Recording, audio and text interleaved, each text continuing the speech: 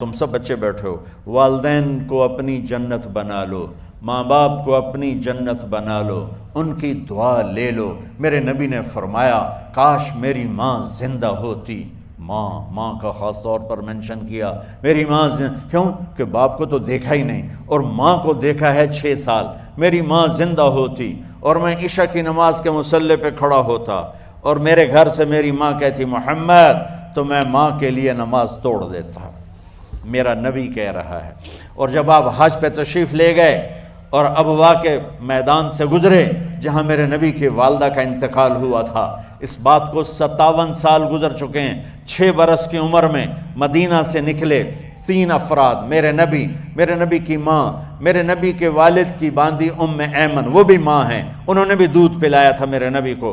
2 مائیں ہیں، ایک دودھ پلانے والی، ایک پیدا کرنے والی، اور ایک میرے نبی ہیں۔ جب ابوا کے پہاڑوں میں پہنچے تو اچانک ہارٹ اٹیک سے حضرت آمنہ 25 سال کی عمر میں انتقال فرما گئیں، اور میرے نبی نے اتنا اس کا غم لیا۔ 6 سال کا بچہ، میں سن 2000 میں وہاں گیا تھا، میرے آنسو نہیں رکنے کو آ رہے تھے کہ کہاں میرے نبی کی ماں کو اللہ نے اٹھایا، نہ کوئی آسرا، نہ کوئی سہارا، نہ کوئی رشتہ، نہ کوئی جھولی، نہ کوئی چھاؤں، ایسے تنہا یتیم کر دی۔ جب ان کو پتھروں میں دبا کے نیچے اترے، ایمن کو سے ہاتھ چھڑا کر بھاگے اور اوپر پہاڑی پہ چڑھ گئے۔ جب ایمن پیچھے گئیں تو ایمن نے کیا دیکھا کہ ابوا کے پہاڑ بھی رو رہے ہوں گے، اب ماں کی قبر کو چمٹ کے ایسے اوپر لیٹے ہوئے تھے، قبر کو پکڑا ہوا تھا، اوپر لیٹے ہوئے تھے۔ جب ایمن قریب آئیں تو سنا آپ کہہ رہے تھے اماں جی، آپ کو تو پتہ تھا آپ کے سوا میرا کوئی نہ تھا، آپ مجھے چھوڑ کے کہاں چلی گئی، کیوں چلی گئی؟ 6 سال کا بچہ پہلی موت دیکھ رہا ہے تو ان کو سمجھ میں نہیں آ رہا کہ میری ماں کے ساتھ ہوا کیا ہے۔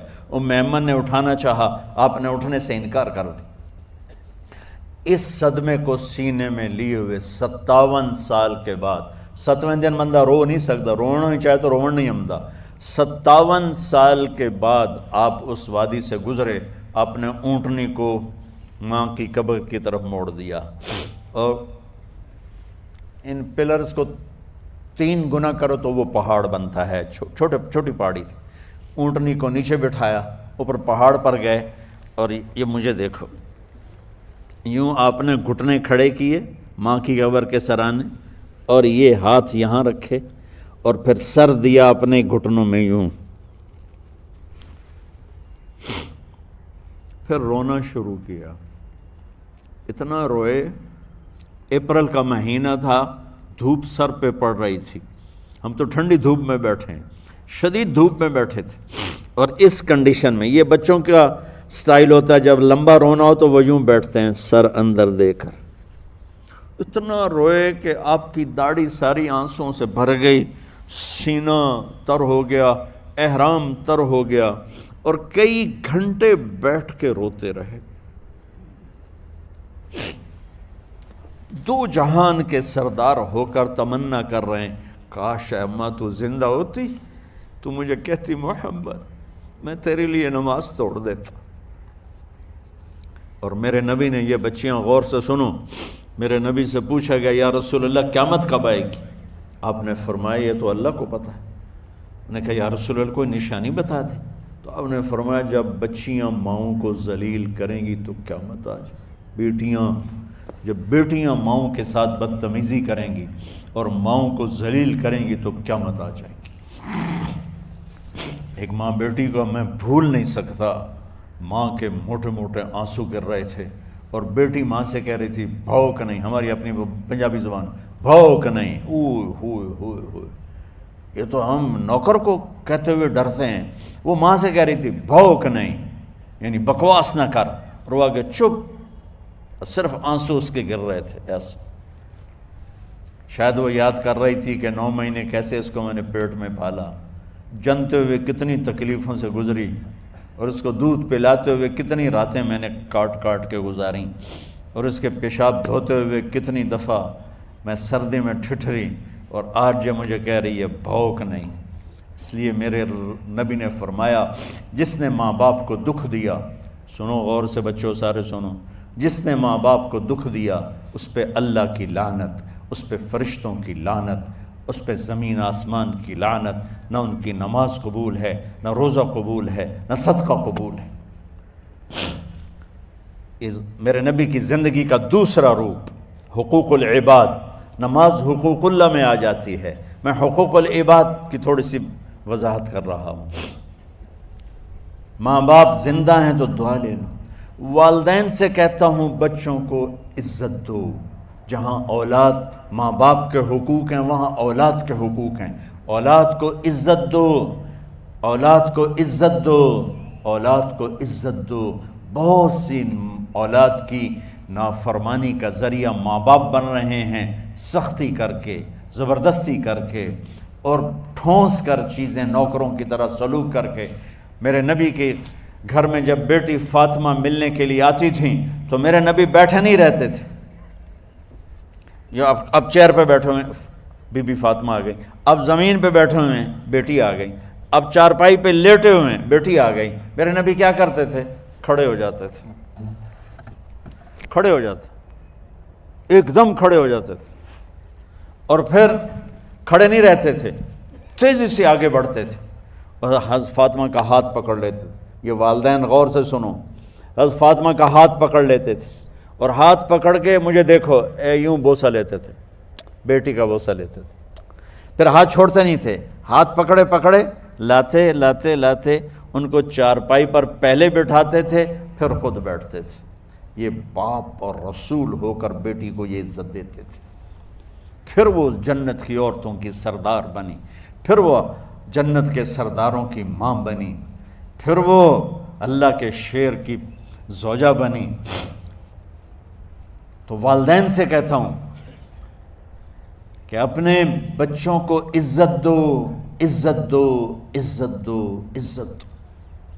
پھر آپ سے زندگی کے بڑے فیصلے ہیں شادی۔ آپ لوگ اکٹھے پڑھتے ہو لڑکے لڑکیاں، اپنی شادی کے فیصلے خود نہ کرو، اپنے ماں باپ کے حوالے کرو۔ اس میں شرافت بھی ہے، اس میں برکت بھی ہے، اس میں رحمت بھی ہے، اور اس میں والدین کی دعائیں بھی ہیں۔ کورٹ میرج کو ہوا نہ دو، boy friend girl friend culture ہمارا نہیں ہے۔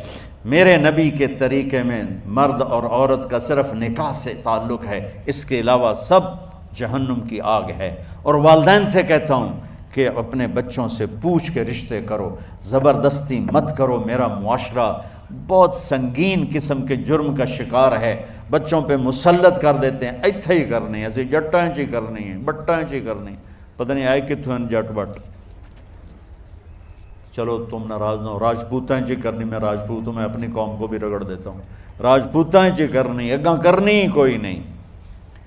یہ ظلم و ستم اولاد پہ مت کرو، اپنی بچی سے پوچھو، اگر بیٹی ہاں کرے تو پھر قدم اٹھاؤ، اگر بیٹی کہہ دے میں نہیں کرنا چاہتی تو وہ نافرمان نہیں ہے۔ اللہ کے واسطے میری سنو، صرف تم نہیں سن رہے، اس کیمرے سے لاکھوں کروڑوں لوگ سن رہے ہیں۔ اگر بیٹا یوں کہہ دے کہ ابا میں نے یہاں شادی نہیں کرنی، میرا جی نہیں چاہتا ہے، تو وہ بیٹا نافرمان نہیں ہے، فرما بردار ہے، اس نے شریعت کا حق استعمال کیا ہے۔ اب ایسا ظلم مت کرو کہ نہیں اتھے ہی کرنی ہے، اتھے گھروں نکل جا۔ زندگی تم نے تو نہیں گزارنی، زندگی تو بچے نے گزارنی۔ میں قربان جاؤں، ایک حدیث سنو پہلے پھر اگلی بات سناتا ہوں۔ ما تزوجت وما زوجت الا بوحی من السماء نزل به جبریل۔ لوگو سنو، میں نے جہاں شادی کی، میں نے جہاں بیٹی کی شادی کی، پہلے آسمان سے جبریل فرشتہ اللہ کا حکم لے کر آیا، پھر میں نے قدم اٹھایا۔ سمجھ گئے میری یہ بات؟ سمجھ گئے سارے؟ اب اگلی سنو۔ حضرت علی فاطمہ کا رشتہ لینے آ گئے، اور جبریل ان سے پہلے آ گئے کہ یا رسول اللہ فاطمہ علی کے لیے ہے۔ باپ محمد مصطفیٰ جیسا ہے، رشتہ مانگنے والا علی جیسا ہے، اور بیٹی فاطمہ جیسی ہے۔ اور آپ پوچھتے ہیں علی کیسے آئے؟ وہ شرم کی وجہ سے کچھ کہہ نہ سکے، چپ۔ آپ کو تو پتہ تھا، آپ نے فرمایا فاطمہ کے رشتے کے لیے آئے ہو؟ کہا جی۔ تو جبریل تنال بیٹھا ہوا ہے کہ یا رسول اللہ اتھے ہی کرنا ہے، آپ نے ہاں نہیں کی، آپ نے کہا انشاءاللہ، اور یہ کہہ کر اٹھ گئے۔ انشاءاللہ نبی کا ہاں ہی ہوتا ہے، لیکن جبریل کے آنے کے باوجود اور اللہ کے کہنے کے باوجود میرے نبی کو بھی پتہ ہے کہ یہ رشتہ یہاں کاتب تقدیر نے لکھ دیا ہے، لیکن امت کو سبق سکھانے کے لیے آپ گھر تشریف لے گئے۔ بیٹی فاطمہ، کہ جی یا رسول اللہ، کہا علی کا رشتہ آیا ہے، میں ہاں کر دوں؟ سبحان اللہ۔ میں اپنے دیہاتی بچیوں پہ مجھے رونا آ گیا کہ جنہیں پتہ ہی نہیں ہوتا سانو کہیں دے نال بندے پہ جانور ہے یا انسان ہے۔ علی جیسا داماد، چلو علی کو چھوڑو، فاطمہ کو چھوڑو، جبریل آیا بیٹھا ہے، جبریل آیا بیٹھا ہے۔ اس کے بعد فاطمہ سے پوچھنے کی کیا بات ہے؟ جبریل آ کر کہہ رہا یا رسول اللہ، اللہ کہہ رہا ہے فاطمہ علی کے لیے ہے اور علی فاطمہ کے لیے ہے، اور پھر آپ کہتے ہیں بیٹی فاطمہ ہاں کر دو۔ ہماری تو آج کی بیٹیاں انکار نہیں کرتی، چپ کر کے گاں ماش طرح بن چھڑ دین کلے نال۔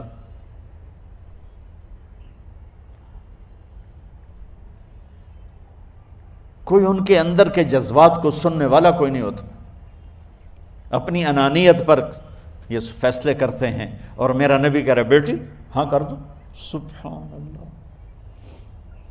آپ کا کیا خیال ہے، فاطمہ نے انکار کرنا تھا؟ یہ تو یہ بیٹیاں نہیں انکار کرتی تو فاطمہ نے کہاں کرنا تھا؟ لیکن یہ سبق دینا تھا ان والدین کو جو نادانی میں نادانی کے فیصلے کر کے اولاد کو ہمیشہ ایک ٹھنڈی آگ میں دھکا دے دیتے ہیں۔ حضرت فاطمہ رضی اللہ تعالیٰ عنہا نے جب ہاں کی، پھر آپ باہر نکلے۔ اچھا مزے کا واقعہ ہو، حضرت علی اٹھ کے باہر نکلے تو صحابہ باہر کھڑے انتظار کر رہے تھے کہ کیا ہوا۔ حضرت علی کو بھیجنے والے تھے عبد الرحمن بن عوف۔ پہلے ابو بکر گئے تو آپ نے انکار کر دیا، عمر گئے رشتہ مانگا، آپ نے انکار کر دیا۔ عبد الرحمن بن عوف نے علی سے کہا آپ جائیں، آپ کا رشتہ رد نہیں ہوگا۔ کہنے لگے میرا تو ذاتی گھر بھی کوئی نہیں، مجھے کہاں سے رشتہ ملے گا، میں تو بالکل غریب ہوں۔ کہا نہیں تم جاؤ۔ تو واپس آتے انہوں نے عبد الرحمن بن عوف پہ چڑھائی کر دی، ویکھیا ہے نا تو میں نو گلے آئی، انکار ہو گیا۔ تو صحابہ نے پوچھا کیا ہوا؟ کہا کچھ کہا ہی نہیں، چپ کر کے اٹھ گئے۔ تو عبد الرحمن بن عوف کہنے لگے کچھ بولے صحیح، کہ بس اتنا کہا انشاءاللہ کا تو مبارک ہو، نبی کا انشاءاللہ ہاں ہوتا ہے۔ کہا اچھا، تو اتنے میں آپ باہر تشریف لے۔ کہا علی، کہا جی، کہا لو بلاؤ، لوگوں کو بلاؤ۔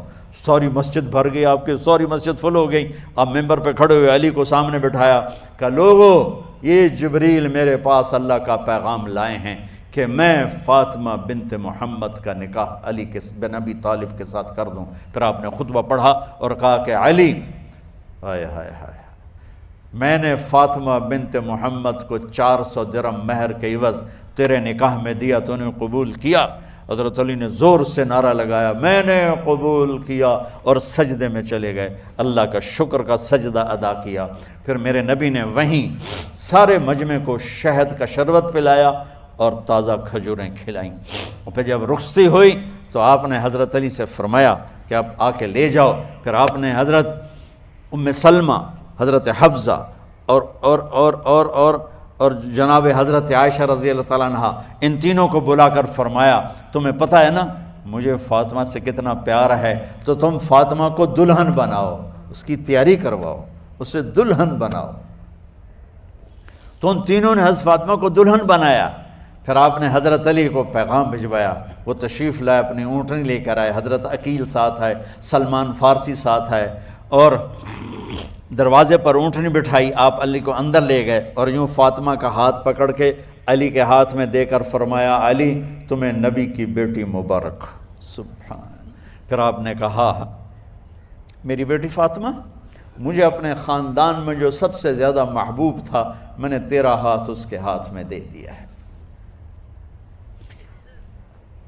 والدین سے کہتا ہوں اپنے نبی کی زندگی پڑھو۔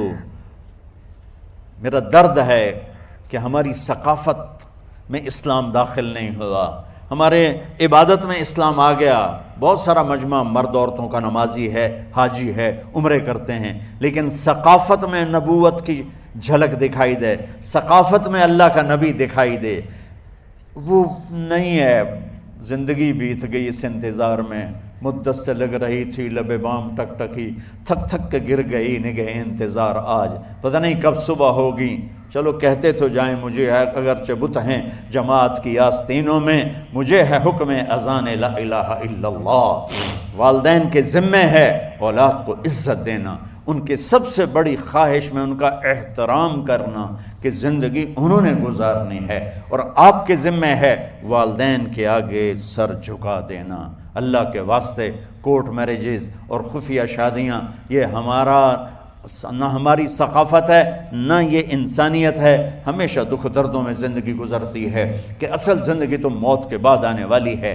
تو والدین پڑھیں شریعت کو، اولاد بھی پڑھے اپنے نبی کی زندگی کو۔ ایک شخص حضرت عمر کے پاس آیا ایک بیٹے کو لے کر، کہا امیر المومنین یہ میرا بیٹا بڑا نافرمان ہے اور مجھے بہت تنگ کرتا ہے۔ حضرت عمر کے پاس لاٹھی ہوتی تو انہیں یوں اٹھائی، وہ کہنے لگا حضور معافی دیا جائے، ایک میری گل سن لو۔ آپ نے فرمایا کیا؟ کہنے لگا ماں پیو دے بڑے حق ہیں، بالکل ٹھیک ہے، پر کوئی ساڈا حق بھی ہے ماں پیو تے؟ آپ نے کہا ہاں۔ آپ نے کہا ہاں۔ کہنے لگے ذرا وہ بتا دیں۔ کہا پہلا حق ہے اچھی ماں تلاش کرے، نیک عورت تلاش کرے۔ دوسرا حق یہ ہے نام اچھا رکھے۔ تیسرا حق یہ ہے اس کو قرآن کی تعلیم دے۔ کہا جی پھر سن لو حضرت جی، میرے پیو کو پوچھو اس حبشی عورت نال شادی کر کے مینوں حبشی ماں دیتی، انہوں کوئی عرب ماں ہی نہیں لتی، میرا پہلا حق اس مارا ہے۔ دوسرا سن لو، اس نے میرا نام جولان رکھا ہے، جولان گندگی کے کیڑے کو کہتے کہ اس نے میرا نام جولان رکھا ہے۔ اور تری سن لو، اس آج تے مینوں قرآن دی شکل نہیں وکھائی، حضرت عمر ہوئی سوٹا ہو دے سر تے پھیر دے کہ پہلے تیری مالش کراں پھر ایدی کر سا۔ تو آج کے والدین بھی اپنی اولاد کے بارے میں بہت بہت بہت غافل ہیں، اور اولاد کا بھی حال یہی ہے، چونکہ ماں کیا ہے باپ کیا ہے،